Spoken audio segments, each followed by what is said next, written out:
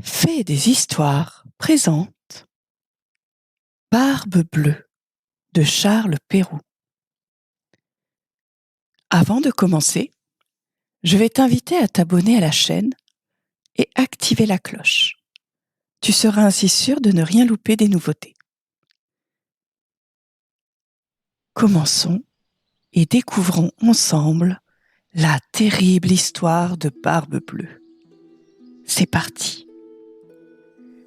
Il était une fois un homme qui avait de belles maisons à la ville et à la campagne, de la vaisselle d'or et d'argent, des meubles en broderie et des carrosses tout dorés. Mais, par malheur, cet homme avait la barbe bleue. Cela le rendait si laid et si terrible qu'il n'était ni femme ni fille qui ne s'enfuit de devant lui. Une de ses voisines, dame de qualité, avait 2 filles parfaitement belles.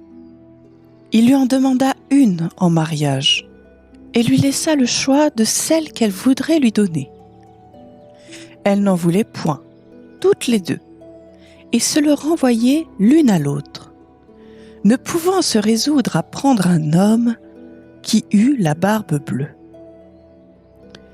Ce qui les dégoûtait encore, c'est qu'il avait déjà épousé plusieurs femmes, et que l'on ne savait ce que ces femmes étaient devenues. La barbe bleue, pour faire connaissance, les mena avec leur mère et 3 ou 4 de leurs meilleurs amis et quelques jeunes gens du voisinage à une de ces maisons de campagne, où on demeura 8 jours entiers.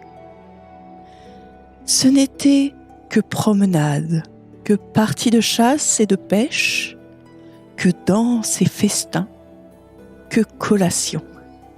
On ne dormait point, et l'on passait toute la nuit à se faire des malices les uns aux autres. Enfin, tout alla si bien que la cadette commença à trouver que le maître du logis n'avait plus la barbe si bleue et que c'était un fort honnête homme. Dès qu'on fut de retour à la ville, le mariage se conclut. Au bout d'1 mois, la barbe bleue dit à sa femme qu'il était obligé de faire un voyage en province, de 6 semaines au moins, pour une affaire de conséquence. Qu'il la priait de bien se divertir pendant son absence, qu'elle fit venir ses bonnes amies, qu'elle les mena à la campagne, si elle le voulait, et que partout elle fit bonne chère. « Voilà, dit-il, les clés des 2 grands garde-meubles. Voilà celle de la vaisselle d'or et d'argent, qui ne sert pas tous les jours. Voilà celle de mes coffres forts, où est mon or et mon argent. Celle des cassettes, où sont mes pierreries. Et voilà le passe-partout de tous les appartements. Concernant cette petite clé-ci, c'est la clé de mon cabinet, au bout de la grande galerie de l'appartement en bas. Ouvrez tout, allez partout. Mais, pour ce petit cabinet, je vous défends d'y entrer. Et je vous le défends de telle sorte que s'il vous arrive de l'ouvrir, il n'y a rien que vous ne deviez attendre que ma colère. » Elle promit d'observer exactement tout ce qui venait de lui être ordonné. Et lui, après l'avoir embrassée, il monta dans son carrosse et partit pour son voyage. Les voisines et les bonnes amies n'attendirent pas que l'on les envoyât quérir pour aller chez la jeune mariée, tant elles avaient d'impatience de voir toutes les richesses de sa maison, et n'ayant osé y venir pendant que le mari y était, à cause de sa barbe bleue qui leur faisait très peur. Les voilà aussitôt à parcourir les chambres, les cabinets, les garde-robes, toutes plus belles et plus riches les unes que les autres.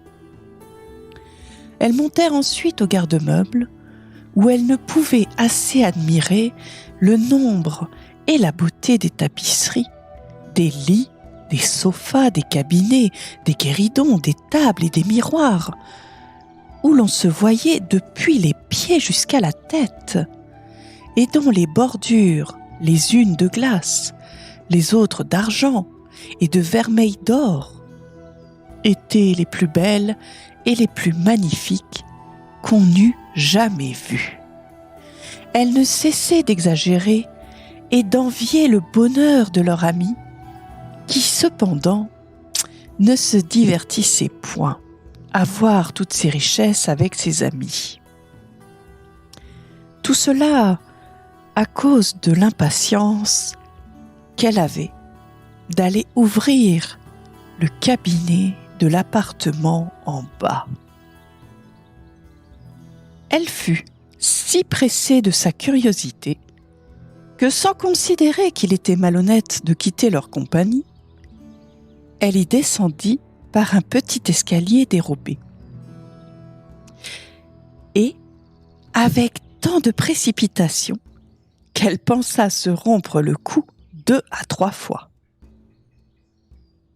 Étant arrivée à la porte du cabinet, elle s'y arrêta quelque temps, songeant à la défense que son mari lui avait faite, et considérant qu'il pourrait lui arriver malheur d'avoir été désobéissante. Mais la tentation était si forte qu'elle ne put la surmonter.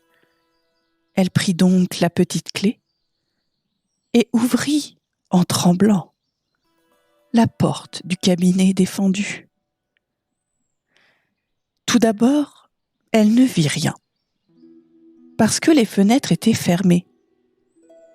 Après quelques moments, elle commença à voir que le plancher était tout couvert de sang caillé, et que, dans ce sang, se miraient les corps de plusieurs femmes mortes et attachées le long des murs. C'étaient toutes les femmes que la barbe bleue avait épousées et qu'il avait égorgées, les unes après les autres. Elle pensa mourir de peur, et la clé du cabinet qu'elle venait de retirer de la serrure lui tomba de la main.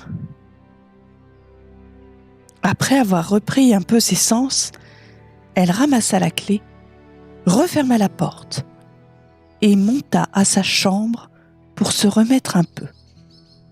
Mais elle ne pouvait en venir à bout, tant elle était émue. Ayant remarqué que la clé du cabinet était tachée de sang, elle l'essuya 2 ou 3 fois, mais le sang ne s'en allait point. Elle eut beau la laver, et même la frotter avec du sablon et avec du grès, il en demeura toujours du sang, car la clé était faite, et il n'y avait aucun moyen de la nettoyer tout à fait. Quand on ôtait le sang d'un côté, il revenait de l'autre.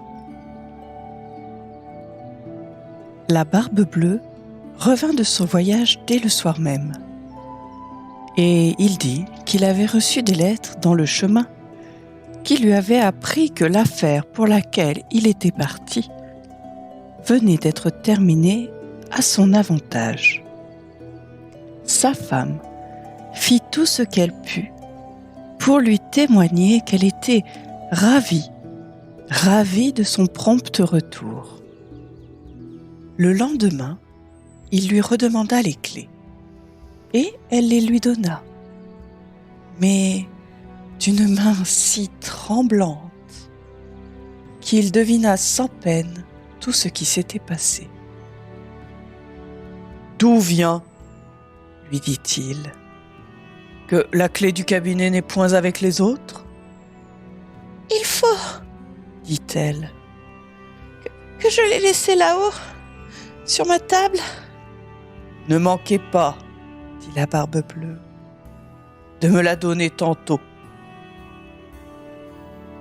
Après plusieurs remises, il fallut lui apporter la clé.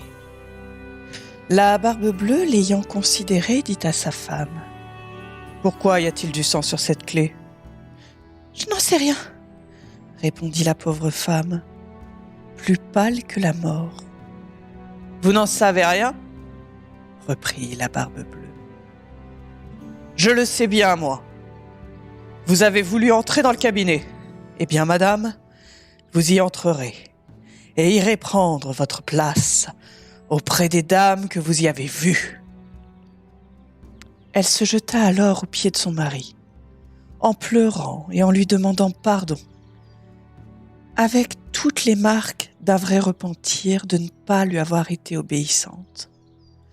Elle aurait attendri un vrai rocher, belle et affligée comme elle était. Mais la Barbe Bleue avait le cœur bien plus dur qu'un rocher. « Il faut mourir, madame, lui dit-il, et tout à l'heure. »« Puisqu'il faut mourir, répondit-elle, en le regardant les yeux baignés de larmes. Alors, donnez-moi un peu de temps pour prier Dieu. »« Je vous donne un demi-quart d'heure, répondit la Barbe Bleue, mais pas un moment davantage. » Lorsqu'elle fut seule, elle appela sa sœur et lui dit: « Ma sœur Anne, car elle s'appelait ainsi, monte, je te prie, sur le haut de la tour, pour voir si nos frères ne viennent point. Ils m'ont promis qu'ils viendraient voir aujourd'hui. Et si tu les vois, fais-leur signe de se hâter. » La sœur Anne monta sur le haut de la tour, et la pauvre affligée lui criait de temps en temps: « Anne, ma sœur Anne, ne vois-tu rien venir ?» Et la sœur Anne lui répondait: « Je ne vois rien, je ne vois rien que le soleil qui poudroie et l'herbe qui verdoie, ma sœur. » Cependant, la Barbe Bleue, tenant un grand coutelas à sa main, criait de toute sa force à sa femme: « Descends vite, ou je monterai là-haut. »« Encore un moment, s'il vous plaît, » lui répondait sa femme. Et aussitôt elle criait tout bas: « Anne, ma sœur Anne, ne vois-tu rien venir ?»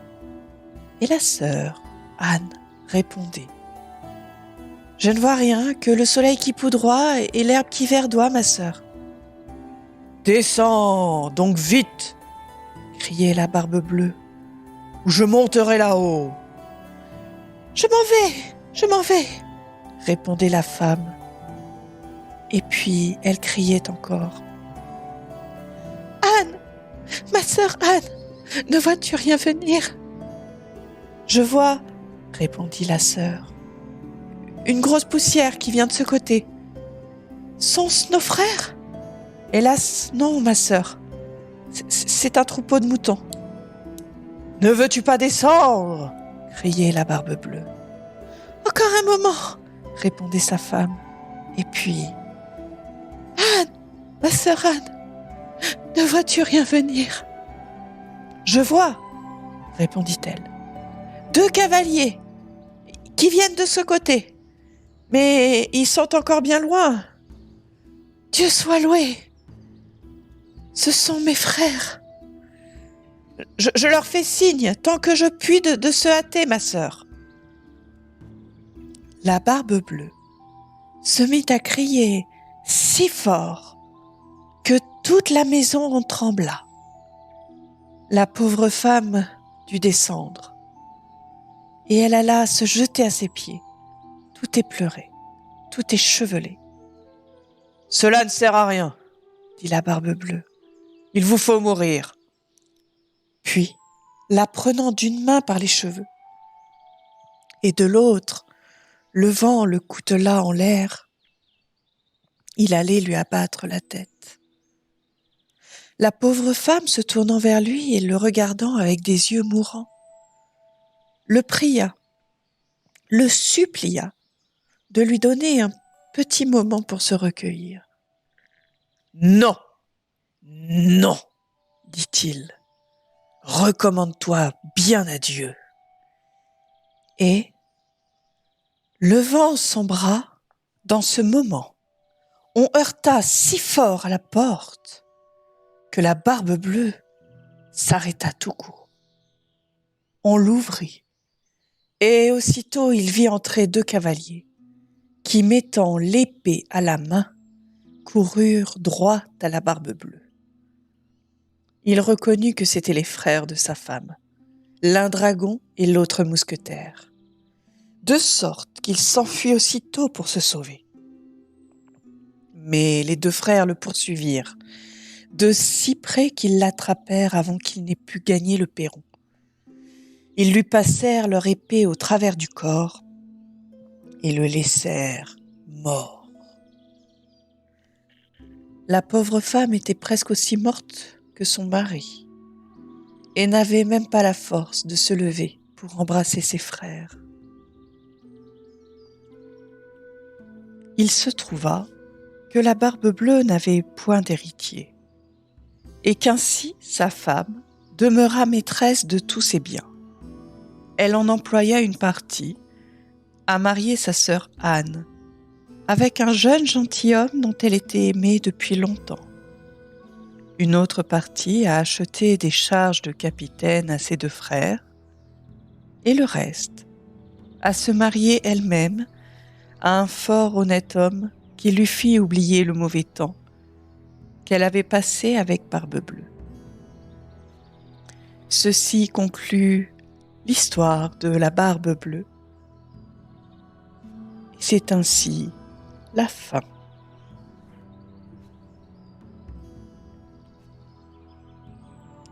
La morale. La curiosité, malgré tous ses attraits, coûte souvent bien des regrets. On en voit tous les jours 1000 exemples paraître. C'est, n'en déplaise au sexe, un plaisir bien léger, dès qu'on le prend, il cesse d'être. Et toujours il coûte trop cher. Deuxième morale.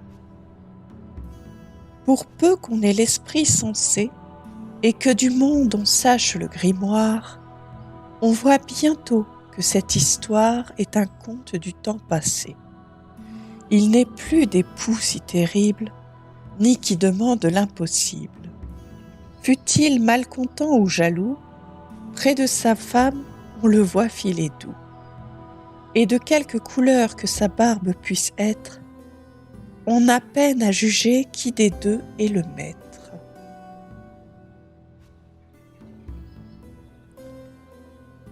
Ceci est une œuvre de Charles Perrault, parue en 1697. La musique est d'Adrian van Ziegler. Je vous remercie de m'avoir accompagné tout au long de cette lecture et de ce conte. J'espère que ce moment vous a été agréable. Je vous dis à très bientôt pour un nouveau conte. Jusque-là, portez-vous bien. À très bientôt. Au revoir.